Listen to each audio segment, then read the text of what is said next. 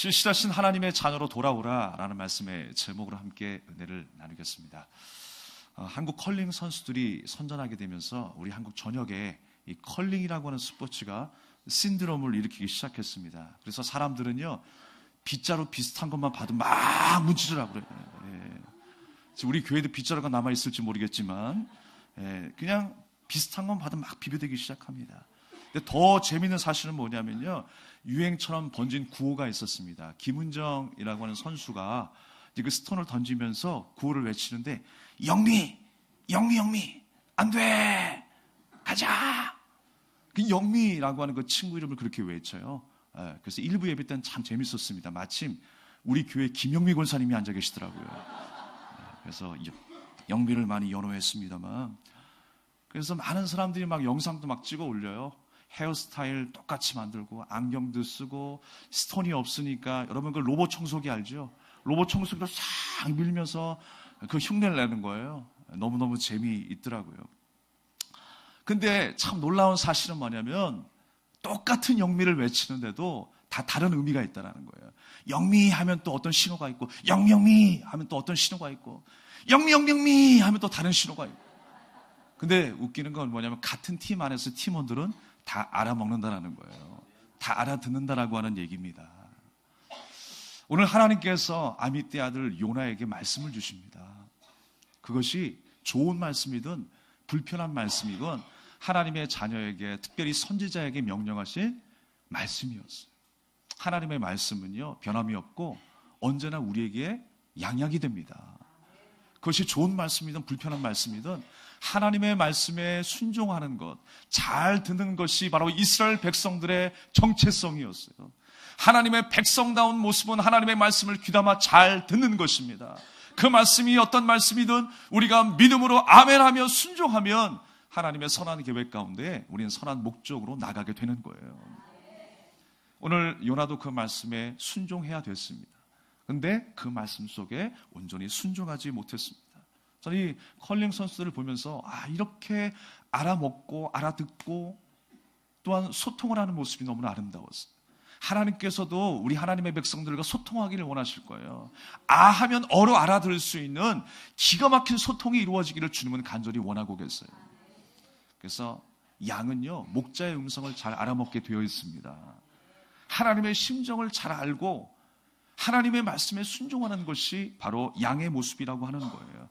요한복음 10장 27절 말씀에 보면, 내 양은 내 음성을 들으며 나는 그들을 알며 그들은 나를 따르느니라 라고 했어요. 목자의 음성을 알아듣는 양의 모습을 우리에게 말씀하고 있는 것입니다.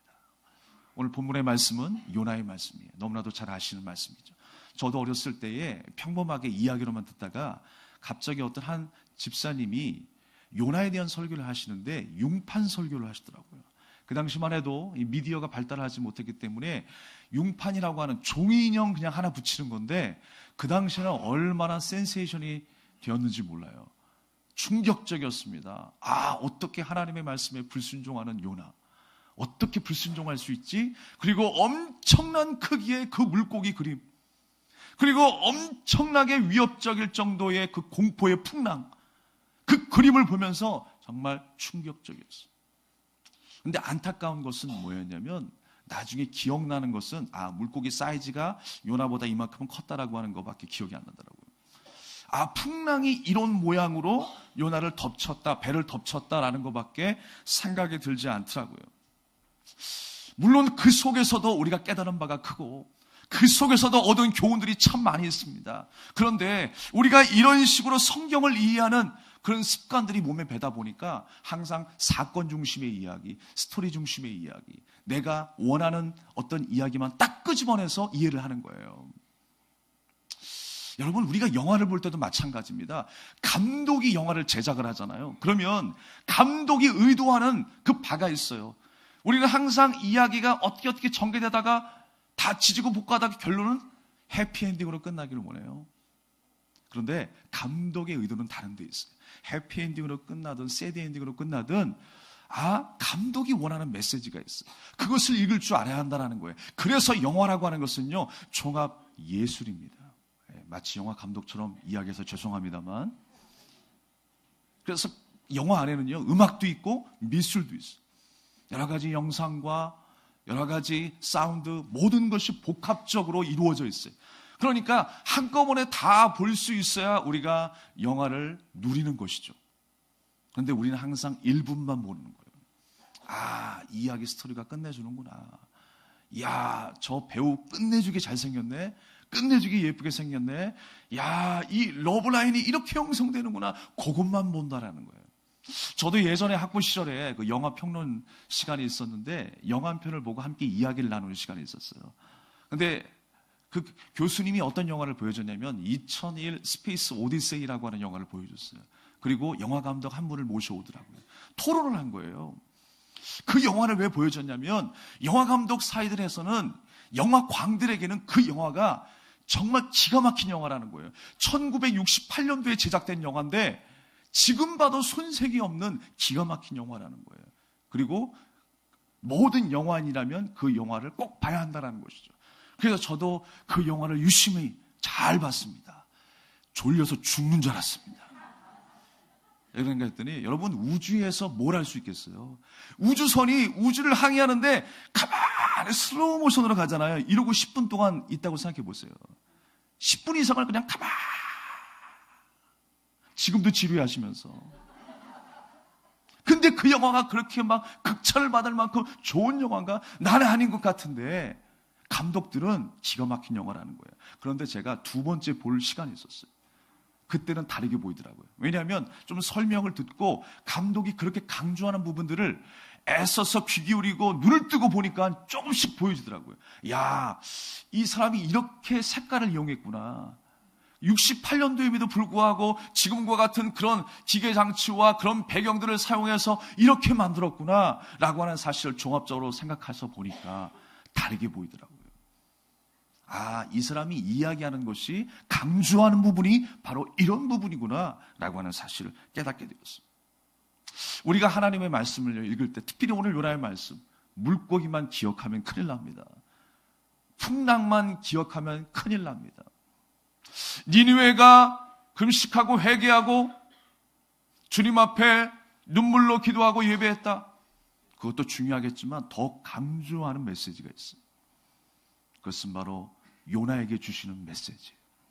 그리고 이스라엘 백성들에게 주시는 메시지예요. 그리고 요나를 반대로 하면 뭐예요? 나에게 주시는 메시지예요. 그 요나가 다른 사람이 아니라는 거예요. 바로 나라고 하는 것입니다. 바로 오늘 하나님께서 우리에게 들려주시는 그 거룩한 메시지를 우리의 가슴에 담고 돌아가는 오늘 이 시간 되기를 주님의 이름으로 축원합니다. 오늘 1절 말씀에는 이렇게 시작합니다. 요나가 아미떼의 아들이라고 시작해요. 어떤 중요한 정보를 우리에게 주고 있습니다. 그 아미떼가 과연 어떤 사람이길래 우리는 그 이름의 뜻을 가지고 정보를 항상 얻습니다. 아미떼라고 하는 이름의 뜻은 뭐냐면 신실하다라고 하는 의미예요. 정직하다, 신실하다. 그러면 여러분, 아미떼의 아들이라고 했으니까 신실한 사람의 아들은 신실한 게 당연한 거 아니에요? 우리는 그렇게 생각합니다. 적어도 이스라엘 백성들은 그렇게 생각하고 있었어요. 그런데 그렇지 않을 수 있다는 것도 우리는 생각해야 돼요. 목사의 아들이라고 하면 다 목사입니까? 아니죠. 저도 어린 시절 사춘기 시절에 좀 민감할 때 그 얘기가 그냥 곱게 들리지는 않더라고요. 아, 작은 목사. 그러면 내 행동도 목사처럼 해야 될 거 아니에요. 내 말도 내 생각도 목사처럼 해야 될 거 아니에요. 나는 목사가 아닌데 왜 나를 작은 목사라고 이야기할까? 나는 아직 신학교도 안 갔는데 왜 목사 아들이라고 해서 나는 목사의 행동으로 살아야 할까? 목사의 아들도 목사 같지 않을 수 있어요. 대통령의 아들이라고 해서 대통령입니까? 그렇지 않아요. 국회의원의 아들이라고 해서 딸이라고 해서 그가 국회의원처럼 그렇게 살아갑니까? 그렇지 않다라는 거예요. 믿음의 사람이지만, 성실한 사람이지만 요나가 그러지 않을 수 있어요. 다 그렇게 되는 것 아니라는 거예요. 근데 이스라엘 백성들의 생각은 뭐냐면, 나는 하나님의 백성이니까, 선민이니까, 나는 하나님께서 구원하신 백성이니까 라고 하는 그 생각을 지울 수가 없어요. 요나에게도 그런 생각이 있는 거예요. 지금 니느웨를 바라볼 때에 저 민족이 멸망했으면 좋겠고 당연히 멸망하는 것이 맞는 건데 왜 하나님께서 나에게 니느웨에 가서 말씀을 전하라고 하시는가, 회개를 선포하라고 하시는가. 이게 지금 그 마음에 불편하기 시작하는 거예요. 요나의 마음엔 조금에도 불편한 감정들이 쌓이기 시작하는 겁니다. 요나의 마음은 어땠을지 모르겠습니다. 그가 아무리 마음이 불편해도 자기도 하나님 앞에 거룩한가를 점검해야죠. 내가 하나님 말씀 앞에 온전히 지금 서 있는가 생각해야죠. 날마다 하나님께서 우리에게 주시는 그 말씀 가운데 묵상하고 그 말씀이 인도하는 방향대로 우리가 나가야죠. 그런데 요나가 온전히 지금 깨닫지 못하고 있어요. 주님이 이끄시는 대로, 주님이 주시는 방향대로 다시 한번 우리의 걸음이 향할 수 있기를 주님의 이름으로 축원합니다. 아미떼의 아들 요나라고 했습니다. 그리고 요나라고 하는 이름의 뜻도 중요한 의미를 가지고 있어요. 비둘기라고 하는 의미를 가지고 있습니다. 비둘기는 무엇입니까? 좋은 소식을 전하는 것이죠. 그래서 노아 방주 때 모든 물이 마르고 육지가 드러나게 된 것을 확인하기 위해서 비둘기를 보냈습니다. 그래서 이제 육지가 드러났다는 소식을, 기쁜 소식을 전해 듣게 된 거죠. 비둘기라고 하는 것은 좋은 소식을 전하는 거예요. 하나님께서 요나에게 맡겨주신 사명은 무엇입니까? 좋은 소식을 전하는 자로 살라는 거예요. 나아가서 이스라엘 백성들을 하나님의 자녀로 불러주신 목적이 무엇입니까? 나를 이 자리에 하나님의 자녀로 불러주신 목적이 무엇입니까? 바로 하나님의 자녀로 좋은 소식을 전하며 사는 거예요. 그 은혜를 나누며 살아가는 것입니다. 그리고 또한 여러분, 요나에게 이 맡겨진 비둘기라고 하는 그 이름의 어원이 뭐였냐면 사실 포도주라고 하는 의미가 있어요. 그러니까 요나의 이름 속에는 비둘기라고 하는 의미도 있고 포도주라고 하는 의미도 있어요. 그 포도주를 나누는 삶을 살아가는 거예요. 포도주를 나눈다라고 하는 의미가 무엇입니까? 예수 그리스도께서 가나 혼인잔치 때에 그 잔치에 참여하셨는데 한참 즐겁게 그 잔치가 진행되어야 하는데 어느 순간에 포도주가 끊어지고 말았어요. 포도주가 말라버렸습니다. 그래서 그 잔치가 엉망이 되어버린 거예요. 근데 그때 예수 그리스도께서 그 물동이에 아구까지 채우신 그 물을 포도주로 변하게 하신 역사가 일어났어요. 즐거움이 사라지고 기쁨이 사라지고 우리의 삶의 소망이 끊어진 그 삶 가운데에 예수 그리스도께서 우리를 위하여 십자가상에 죽어주심으로 그 보혈의 은혜로 말미암아 우리 삶 가운데 다시 한번 기쁨이 찾아오게 된 거예요. 할렐루야. 소망이 찾아오게 된 거예요. 그것이 바로 가나 혼인잔치의 역사의 의미입니다. 그 포도주를 주님께서 우리에게 나누어 주셨어요. 그 기쁨을 나누어 주셨어요. 지금 요나도 마찬가지입니다. 그 기쁨을 나누어야 되고 선사해야 될 그 사명을 부여받고 있습니다. 그런데 하나님의 말씀에 온전히 순종하지 않아요. 우리가 정말 하나님께서 우리에게 주신 귀한 은혜, 그 십자가의 은혜를 날마다 우리가 나눌 수 있기를 주님의 이름으로 축원합니다. 이름대로 살지 못했다라고 하는 거예요. 그러면서 어디로 도망갔습니까? 다시스로 도망갔어요. 다시스라고 하는 것은요, 현재 스페인 지역을 말합니다. 그런데 그들이 생각할 때는 다시스라고 하는 동네가 가장 반대편의 동네라고 생각하는 거예요. 반대편의 동네. 그러니까 이 의미는 뭐냐면 완전히 하나님의 말씀에 대항해서 나는 세상 끝자락으로 도망가겠다라고 하는 것입니다. 거역하는 행위를 말씀하고 있는 거예요. 바로 이 요나의 모습은 다른 사람이 아니라 이스라엘 자신의 모습을 말씀하고 있는 거예요. 그리고 우리의 영적인 상태를 말씀하고 있는 것입니다. 하나님께서 니느웨에게 뭐라고 말씀하십니까? 저 니느웨에 악독이 있다. 큰 성읍 니느웨로 가서 그것을 향하여 외치라. 악독이 내 앞에 상달되었다라고 말씀하고 있어요. 성경에는 계속 니느웨를 뭐라고 이야기하냐면 큰 성읍이다라고 이야기하고 있어요. 큰 성읍이 무엇을 의미합니까? 여호와를 무시하는 힘센 사냥꾼의 의미가 있습니다. 하나님을 대적하여 살아가는 그 엄청난 세력을 의미하고 있는 거예요. 하나님 말고도 자기 힘으로 살아가는 그 엄청난 힘과 세력이 바로 니느웨였어요. 그래서 그들이 악독한 거예요. 그들이 악독이 있다라고 합니다. 하나님 앞에 상달되었다라고 이야기합니다. 그래서 하나님의 말씀을 전해서 그들이 회개하여 돌아올 수 있게 하라고 하는 겁니다. 내 요나는 정반대의 길로 가게 되었어요. 하나님의 낯을 피하여 도망갔다는 것입니다. 하나님의 얼굴을 향한다는 것과 하나님의 낯을 피한다라고 하는 것은 상반된 의미죠. 하나님의 얼굴을 구하고 찾는다라고 하는 의미는 어떤 것입니까? 우리가 성소를 향하여 달려가는 거예요. 교회로 향하여 여러분이 달려오신 것처럼 기도의 자리로, 골방의 자리로 나가는 것처럼, 하나님의 말씀에 그 순종하는 자리에 우리가 있는 것처럼, 그것이 바로 하나님의 얼굴을 구하는 것이고 하나님을 향하여 나가는 거예요. 그런데 지금 요나가 하나님의 얼굴에 낯을 피하여 도망갔다는 건 뭐예요? 예배의 자리를 떠났다는 거예요. 기도의 자리도 떠났다는 거예요. 더 이상 나는 하나님의 은혜가 필요 없습니다라고 하는 선언이에요. 이거는요, 단지 그냥 몸의 방향만 돌리는 것이 아니라 하나님 앞에 교만함으로 대적한 이 요나의 신앙을 우리가 볼 수 있는 거예요. 주님 앞에 나와서 간절히 기도하고 예배하는 가운데 우리의 삶을 맡기고 하나님 없이는 안 됩니다 라고 했던 그 은혜를 간구하는 마음에서 이제는 하나님 없이도 됩니다 라고 하는 삶으로 바뀐, 나는 주님을 떠나겠습니다 라고 도망가는 거예요. 여러분, 이렇게 피하는 이유가 뭘까요? 우리는 이렇게 쉽게 생각할 수 있습니다. 야, 그 사명이 너무 부담스럽잖아. 내게 벅차잖아.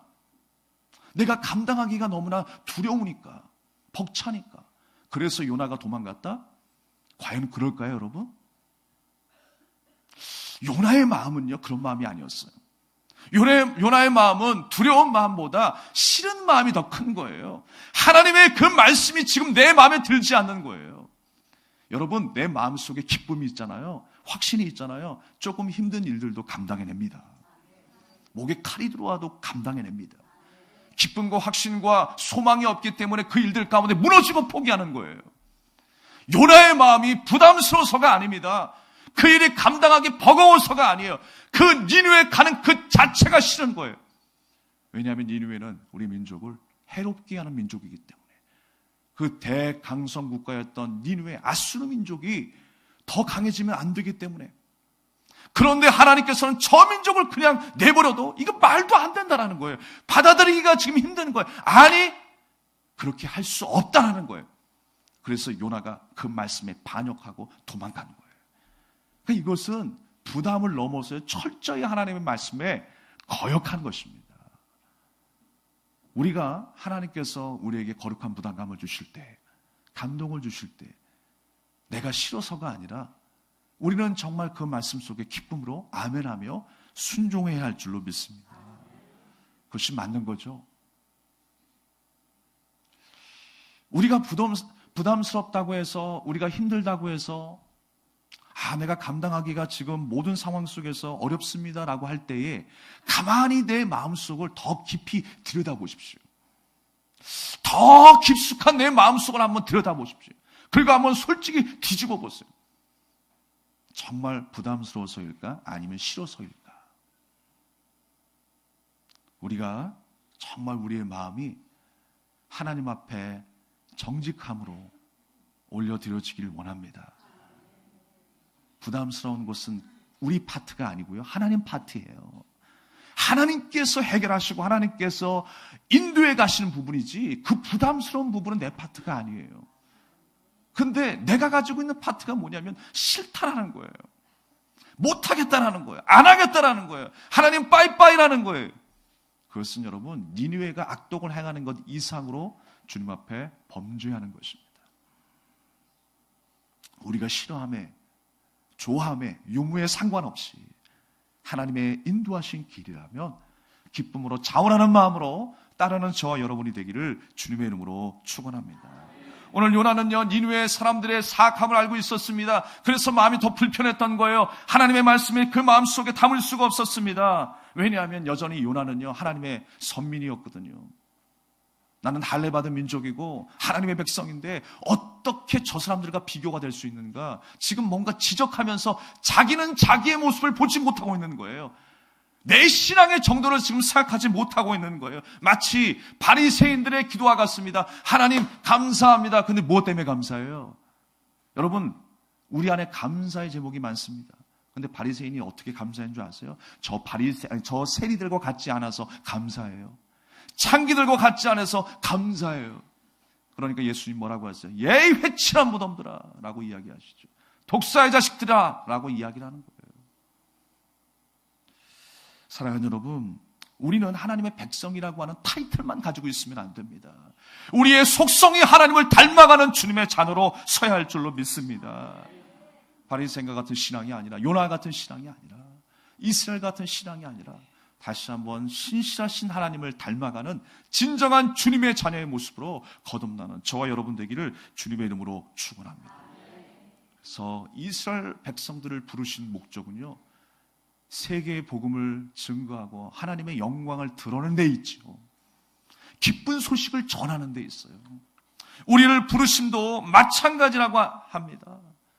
그런데 우리가 그 사명을 깨닫지 못하고, 또한 우리의 생각과 우리의 배타적인 의식 때문에 하나님의 말씀에 불순종하는 우리의 모습은 보이지 않습니까? 우리가 다시 한번 주님의 말씀에 귀 기울여야 할 때인 줄로 믿습니다. 사실 여러분, 니느웨에 대해서 말씀하고 있지만 더 하나님이 강조하신 것은 요나예요. 그리고 요나 한 사람을 통해서 보여주신 것은 바로 이스라엘 전체의 신앙의 잘못된 모습을 지적하고 계시는 거예요. 그리고 그 사실은 바로 나까지 연결돼야 합니다. 나의 잘못된 생각, 남을 지적하는 생각, 나도 하나님 앞에 바로 서야 하는데, 내가 병들어서 사실 여러 가지 우리 주변의 사건과 이슈들을 만들어서 그것을 보게 하시고 듣게 하셨는데, 정작 나는 깨닫지 못하고 정작 나는 하나님 앞에 회개하지 못하면 그 모든 주위의 일들이 아무런 의미가 없다라는 거예요. 사실 여러분, 우리가 공동체로 만났습니다만 여러 가지 교회 안의 일들을 하나님께서 만드시고 우리 주변에 여러 가지 사건들을 만들어 놓으신 이유는 무엇이냐면 단 한 사람을 위함입니다. 나를 위해서 하나님께서 만들어 놓으신 거예요. 그 한 사람 한 사람을 위해서 하나님께서 모든 사건과 이슈들을 만들어내시고 관계를 이루게 해주시고 그 고난을 이기게 하시고 오늘도 하나님의 말씀을 듣게 하신 줄 믿으시길 바랍니다. 나 한 사람의 변화를 위해서 하나님께서 그렇게 일하시는 거예요. 우리가 정말 이쯤 되면요, 참 헷갈릴 때가 간혹 있어요. 요나가 하나님 앞에 반역하고 도망가면서 딱 점점 욥바로 내려가서 다시스로 가는 배를 타려고 하는데 기가 막힌 타이밍에 배가 딱 준비되어 있잖아요. 그럼 여러분 뭐라고 이야기하겠어요? 요나가 어떤 말을 했을까요? 야, 그렇지. 하나님도 나를 사랑하신 하나님이지. 그래, 니느웨로 가는 게 아니었어. 배가 딱 준비되어 있잖아. 이렇게 이야기할 거예요. 그것이 하나님의 응답이었어라고 생각할 거예요. 그러나 여러분, 전체를 바라봐야죠. 전체를. 하나님의 응답은 어디서 들어야 돼요? 예배의 현장에서 들어야 돼요. 하나님과 소통하는 현장에서 들어야 돼요. 근데 소통의 현장에서 지금 벗어나고 하나님의 말씀에 불순종하는 자기 마음대로의 세계에서 나타난 그 현상이 축복이고 기적이고 응답입니까? 절대로 그런 거 아닙니다, 여러분. 우리가 이 세상에 살면서 잘 살 수도 있고 못 살 수도 있어요. 잘 산다고 다 하나님의 축복이 아니에요. 부자라고 해서 다 행복한 게 아닙니다. 하나님의 말씀 앞에 우리가 서 있느냐, 주님과 소통하는 그 예배 현장에 우리가 있느냐, 요나가 있느냐, 그게 중요한 거예요. 근데 요나는 그 자리를 떠났다니까요.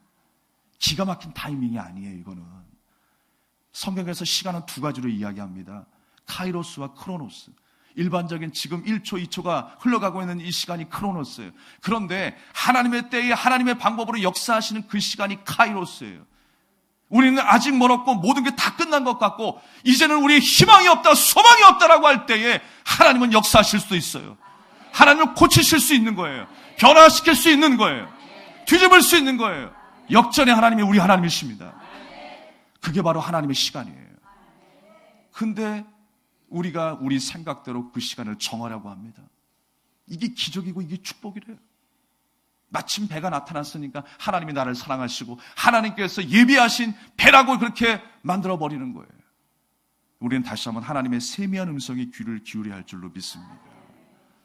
하나님께서 우리에게 주시는 그 말씀의 방향이 무엇인지를 날마다 우리가 깨어있어서 바라봐야 할 줄로 믿습니다. 오늘 하나님께서 결국은 요나를요, 선하신 뜻대로 이루어 가십니다. 배가 파손되니까 결국은 하나님께서 잠수함 같은 큰 물고기를 대동하셔가지고 결국 이끄시는 방향이 어디예요? 니느웨를 향해서 토하게 하시잖아요. 왜 토해도 하필이면 니느웨를 향해 토합니까? 그게 하나님의 섭리였어요. 우리도 하나님께서 그렇게 선한 방향으로 이끄실 줄로 믿습니다. 니느웨의 회복도 회복이지만 요나의 회복을 위해서, 이스라엘 백성 내 참 자녀의 회복을 위해서 하나님께서 지금 요나 한 사람을 통해서 역사하시는 거예요. 또한 우리를 통하여 이 시대에 그렇게 역사하실 줄로 믿습니다. 우리가 영상 하나를 보게 될 텐데요, 우리나라에 1907년에 대부흥운동이 일어났죠. 그래서 평양의 연합부흥회가 열리고 있는 마지막 날 밤에 있었던 사건이었습니다. 그레암 리라고 하는 이기란 목사님이 말씀을 전하시는데, 그 예배가 점점점 이상하게 영적인 분위기가 다운되어 가고 있는 거예요. 그래서 이렇게 이야기했대요. 집회는 전혀 영적인 생기가 없었으며 하나님의 성령이 회중 가운데서 떠나버린 것 같은 느낌을 받았대요. 너무나 마음이 답답하고 가슴이 답답해서 고백을 하게 되었다고 합니다. 모두 그런 분위기를 이해할 수 없었어요. 근데 그래서 이기란 목사님이 무엇 때문에 집회가 이렇게 하나님의 은혜 가운데 멀어졌는지 회중들에게 물었어요. 근데 회중 한켠에서 갑자기 길선주라고 하는 장로님이 회개의 기도가 터지기 시작했죠. 그리고 그 회개의 기도가 일파만파 성도들에게 있어서 터지기 시작했어요. 영상에서도 보시면 알겠지만 자기 지인이었던 한 사람이 이제 살 날이 얼마 남지 않아서 많은 재산을 길선주 장로님에게 맡겼대요. 그런데 한 100달러 이상 가치의 돈을 사취해가지고 그것을 자기가 품고 있었어요. 근데 이 예배 때에 그 성령의 인도하심 가운데 그 말씀 앞에 회개가 터져 나온 거예요. 그래서 제가 아간의 행동을 했습니다. 하나님께서 우리 교회를, 이 자리를 축복하실 수 없도록 제가 아간의 행위를 했습니다. 회개합니다 라고 했을 때 여기저기서 회개의 기도가 터져나오기 시작했어요. 남의 닭 한 마리 훔친 거, 계란 하나 훔친 거, 남에게 욕한 거, 정말 우리가 지금 생각하면 사소한 것이고 유치할 수 있다고 생각하지만 정말 그 당시에 순수한 마음으로 회개의 기도가 주님 앞에 올려졌어요. 그때 하나님의 교회는 대부흥이 일어났습니다. 숫자적인 것뿐만 아니라 교회가 더 하나님 앞에 순수하고 거룩해져 갔어요. 1907년 1월 2일부터 15일까지 장대현 교회에서 도사경회가 열렸습니다. 6일부터 시작된 저녁 집회는 매일 약 1,500명이 참석하여 뜨거운 열기를 더해갔습니다. 그러다 마지막 이틀 동안 놀라운 영적 대각성 운동이 폭발했습니다. 바로 14일 저녁 성령에 사로잡힌 길선주 장로는 설교 대신에 자신의 죄를 고백했습니다. 그는 장로였었고 신학생이었지만 철저하게 하나님 앞에 회개하는 과정을 겪지 못했었습니다. 그런데 바로 그날 저녁 성령의 은사를 받은 후에 수천 명의 교인들 앞에서 자기의 죄를 철저하게 참여하였습니다. 1907년 1월 14일 길선주가 마룻바닥에 엎드려 자신의 죄를 고백하기 시작했다. 나는 하나님 같은 놈입니다. 친구가 죽어가며 아내 대신 재산을 정리해달라고 맡긴 돈을 제 마음대로 가로챘습니다. 주여, 저 같은 놈도 용서해 주실 수 있습니까? 하나님, 제 추악한 죄를 깨끗하게 하여 주옵소서. 길선주 장로의 회개가 있은 후 성도들도 자신의 죄를 하나하나 고백하기 시작했습니다. 병들어 아파하는 마누라를 보면서 매일 술만 마시고 빨리 죽어버리라고 저주했습니다. 주여, 용서하소서.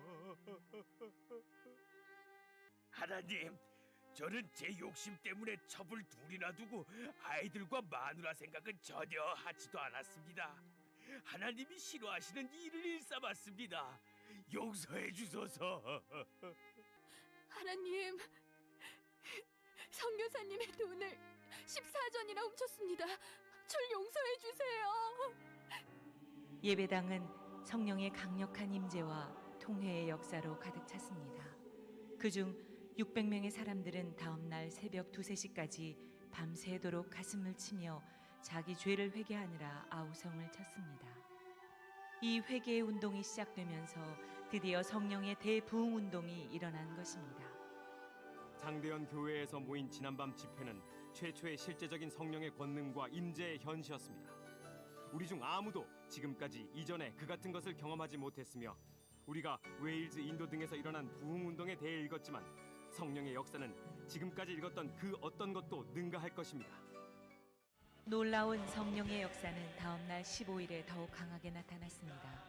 그리고 이들의 회개는 고백과 눈물로만 그치지 않았고 구체적으로 그 죄악을 청산했습니다. 훔쳐간 돈과 물건은 주인에게 돌려주었고 타인에게 준 상처에 대해서는 찾아가 용서를 구했습니다. 이 평양 대부흥운동을 통해 소돔이라 불렸던 평양이 예루살렘으로 바뀌기 시작했습니다. 교회가 더욱 성장하고 사회 개혁이 일어났으며 수많은 학교들이 세워졌습니다. 또한 이 부흥의 불길은 평양 시내로 그 주변으로 다시 한반도 전역으로 놀랍게 확산되었으며 나아가 중국 부흥운동의 도화선이 되었습니다.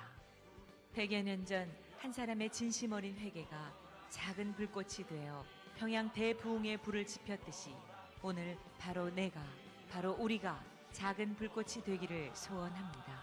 이 불꽃들이 모여 이곳에 놀라운 성령의 불이 활활 타오르기를 간절히 기도합니다.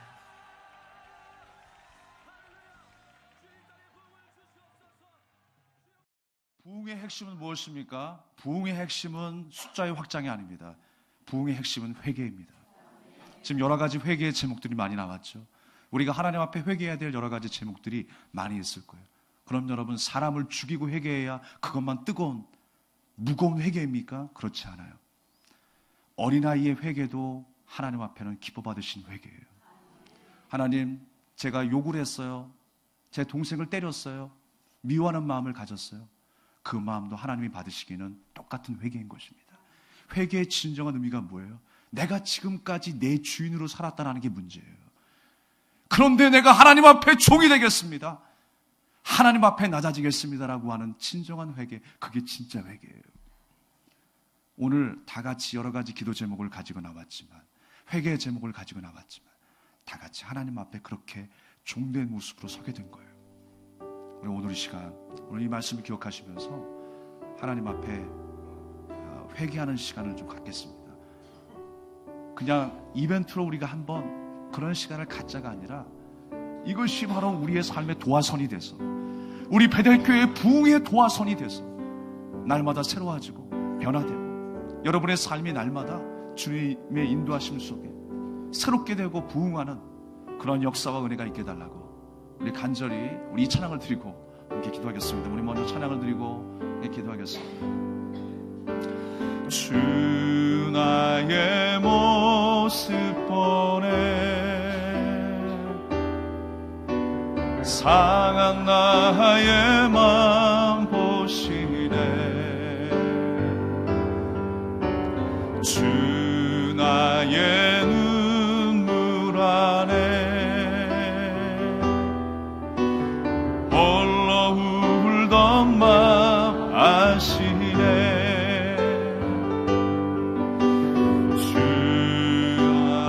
내게 있네. 그 사랑이 날 채우네. 그 사랑이 날 채우네. 주네 내게 있네. 주네 내게 있네. 그 은혜로 날 세우네. 그 은혜로 날 세우네. 세상 소망 세상 소망 다 사라져가도 주의 사랑은 끝이 없으니